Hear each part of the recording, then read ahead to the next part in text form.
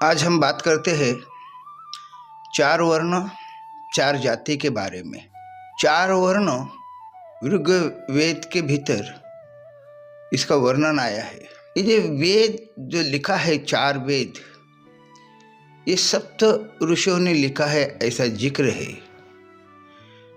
ये सातों ऋषि ये ब्राह्मण है, उन्होंने अपने ज्ञान से किताब को लिखा है। उसमें मानव जाति का वर्णन है।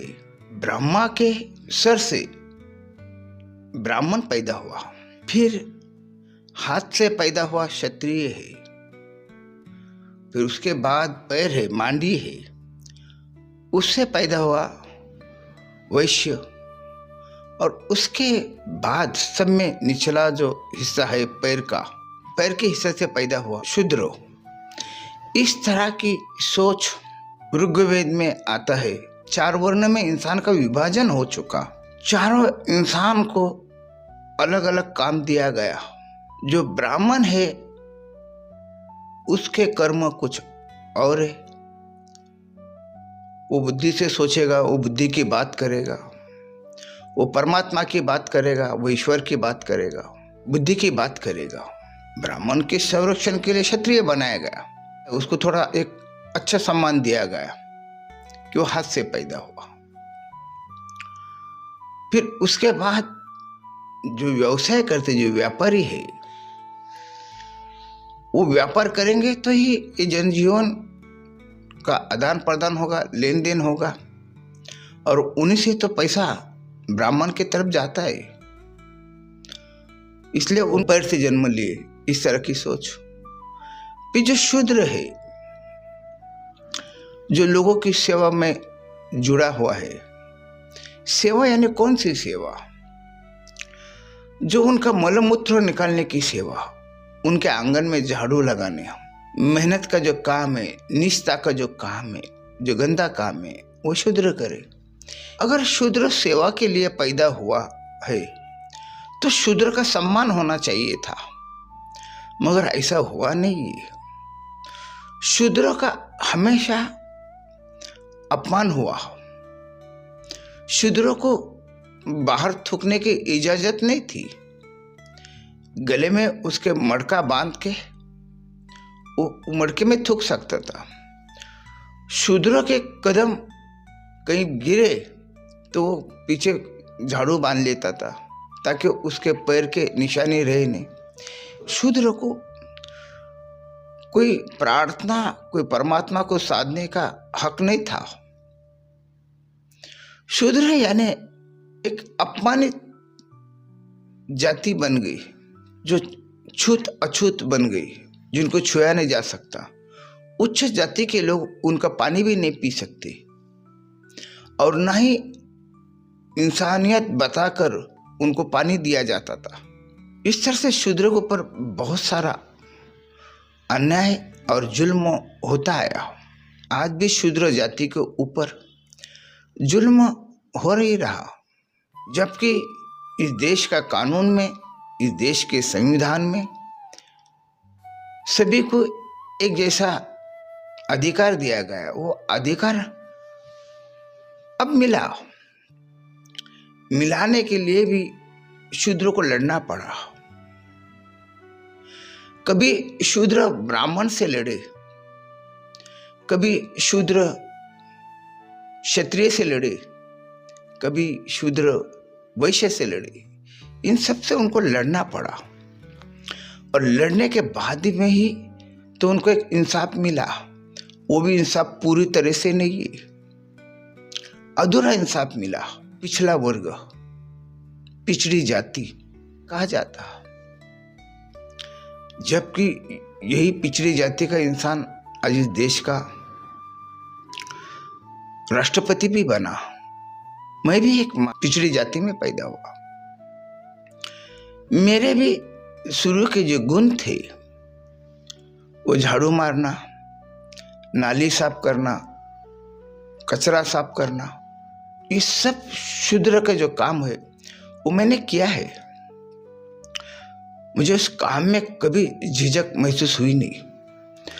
मुझे इस काम में आनंद आता था। जब मैं मेरी बस्ती की नाली साफ करता था, गली साफ करता था, रास्ता झाड़ू मारता था, किसी कुत्ते बिल्ली ने संडास की वो निकाल के फेंक देता था, मुझे साफ सफाई से लगाव था। मैं जैसा बड़ा हुआ, मैं कराटे चैंपियन बना, मैं क्षत्रिय की तरफ मुड़ गया, मैं लड़ने लगा, झगड़ने लगा, मैं लोगों को इंसाफ देने लगा, मैं अपना समाज का अध्यक्ष बन गया। तो मेरे भीतर उस क्षत्रिय के गुण भी आ गए। उसके बाद में मैं वैश्य बना, मैं व्यापारी बन गया। व्यापारी बनकर तो मैं बंगला बांधा, गाड़ी लिया, पैसा पानी, ये सब व्यापारी का तो लक्ष्य नहीं। तो व्यापार भी मैंने किया। उसके बाद मैं ब्राह्मण बना, मैं ध्यान साधना किया, मैं परमात्मा को जानने के लिए सब तरफ जहाँ भटकना चाहिए वहाँ सब भटक कर आया हूँ और उसको मैंने साधा है। तो मुझ में वो ब्रह्म का भी तो ज्ञान है। तो मैं चारों तरफ से मैं ब्रह्म रूपी तो बन गया। अगर ब्रह्म का हाथ नहीं होता तो ब्रह्म अधूरा होता, अगर ब्रह्म का पैर नहीं होता तो ब्रह्म अधूरा होता, अगर ब्रह्म का निचला पैर का हिस्सा नहीं रहता तो ब्रह्म चल भी नहीं पाता। तो पूरा ब्रह्म के गुण मुझ में है, क्योंकि मैंने वही कहा आपसे, मैं ब्राह्मण भी हूं, मैं क्षत्रिय भी हूं, मैं वैश्य भी हूं, मैं शूद्र भी हूं, मगर यह अधिकार मुझे मिला है ये अंबेडकर के वजह से, ये अंग्रेजों के वजह से। शुरू में तो अंग्रेज ने इन वर्णों को खत्म करने की कोशिश की, उसके बाद बाबा साहब अंबेडकर ने इस वर्णों को खत्म कर दिया। एक संविधान इस तरह से बनाया, जिस तरह से ब्राह्मण ने 4 वेद के भीतर जो अपने आप को श्रेष्ठ रखे, उस किताब में लिखने वाला तो ब्राह्मण ही था, उसने अपने आप को श्रेष्ठ रखा। इसी तरह अंबेडकर ने भी संविधान लिखते समय अपने जाति का ख्याल रखा। उसने अपने जाति के इंसान को किस तरह से ऊपर आएंगे, किस तरह से उनको मान सम्मान मिलेगा, ये अंबेडकर ने कोशिश किया और कामयाब हो गया। मगर उस समय कोई क्षत्रिय ब्राह्मण नहीं बन सकता था, कोई वैश्य या क्षत्रिय नहीं बन पाता था। और शूद्र की तो बात ही अलग है कि शूद्र का गांव के बाहर रखा जाता था, गांव के भीतर नहीं।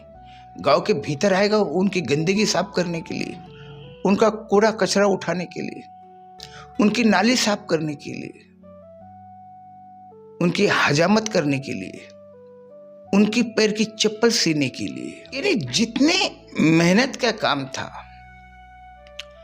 जितना जुल्म ढा सकते तुम, वो जितना जुल्म सह सकता वो तो शूद्र ही था। मगर आज वो बात नहीं रही। आज सभी ग्रंथ आज मौजूद है। उस जमाने में तो ऐसा था कि क्षत्रिय हो या वैश्य हो या शूद्र हो, वो ग्रंथ नहीं पढ़ सकता था। वो ग्रंथ ब्राह्मण के घर में ही था। वो ग्रंथ वो ब्राह्मण तक ही सीमित था।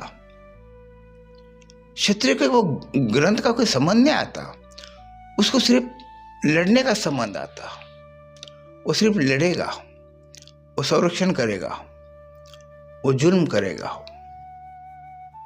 इस तरह के 4 वर्णन को नजर आते हैं। अब मेरी अपनी कुछ पढ़ाई के भीतर मैंने देखा है, मोहम्मद पैगंबर ये अरब में जन्म लिए, मगर अरब के भीतर वर्ण नहीं था, ऊंच नीच था। अमीर गरीब थे, भेदभाव था, मगर ये 4 वर्ण नहीं थे।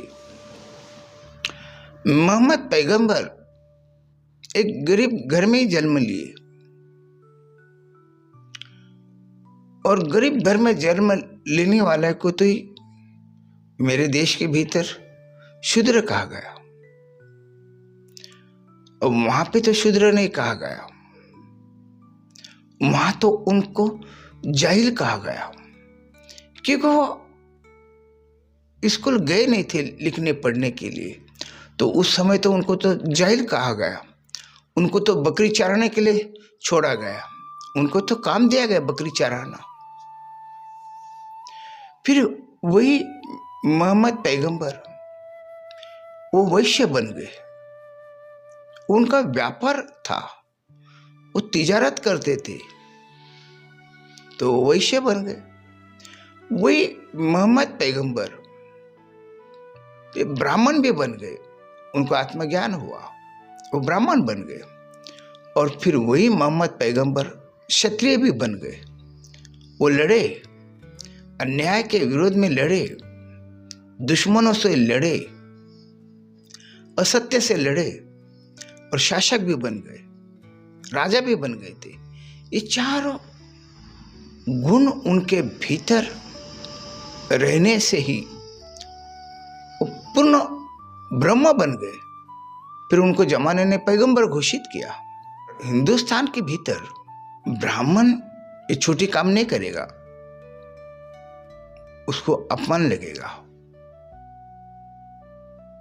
क्षत्रिय भी छोटा काम नहीं करेगा, उसको भी अपमानित लगेगा, वैसे भी वो काम नहीं करेगा।